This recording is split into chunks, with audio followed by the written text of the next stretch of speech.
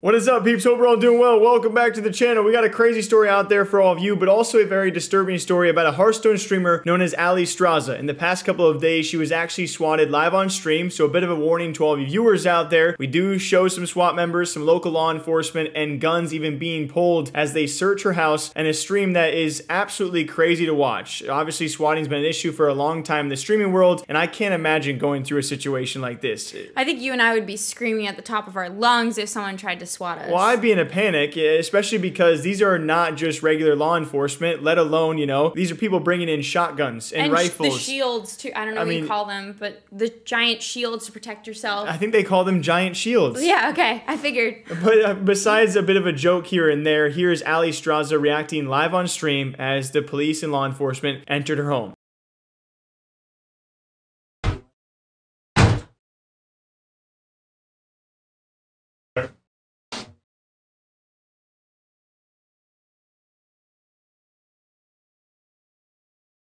They move in the house.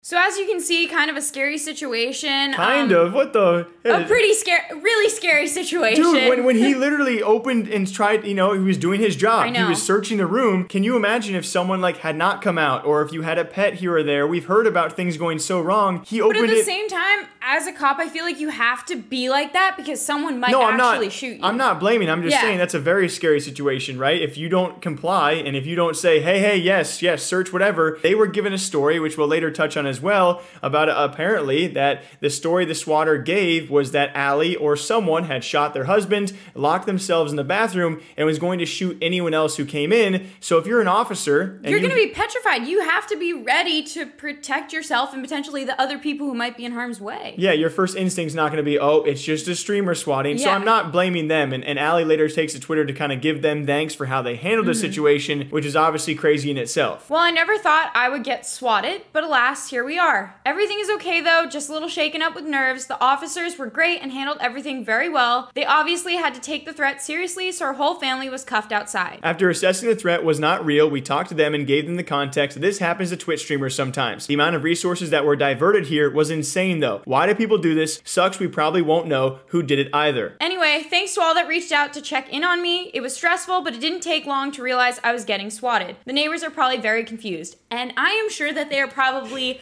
very confused because you're like, oh my god, I thought this was a streamer next door, but what do they have going on? You would instantly think oh my gosh, my neighbor's a criminal. Yeah. If you see, I can't imagine, we saw at least, a handful of people there. I can't imagine how many SWAT officers, like she said, were actually diverted to go into this. And these are people that are taking away time from maybe more important issues. And that's one of the many reasons why swatting is such a foul thing to do, let alone the fact that someone could be killed. And we've talked about, or we've seen stories where people have been killed in these fake swattings. People have been sent to jail for doing them, but it also brings to light a great issue of, will this person ever be caught? Is there anything that Twitch can do or enforcement can do to actually find these people? Because most oftentimes they can't. I think it's also scary because not only does someone have your address, they're also willing to make up a story that is not true about you, and they obviously don't really care how messed up those you have to resources are to make that call. Well, yeah, but I mean, even that, you have to imagine. You're literally making that call saying, yeah, they killed their, you have to make that story up knowing full well someone's gonna go enter their home with guns. It's crazy. Yeah, but I think I agree with that, but also the fact that you're willing to take away resources from a potentially actual harmful situation, I think is also a scary part because, unfortunately in this world, things like that do actually happen, and thankfully we do have people who will go and actually protect or figure it out, solve the solution. Yeah. So, but Solve the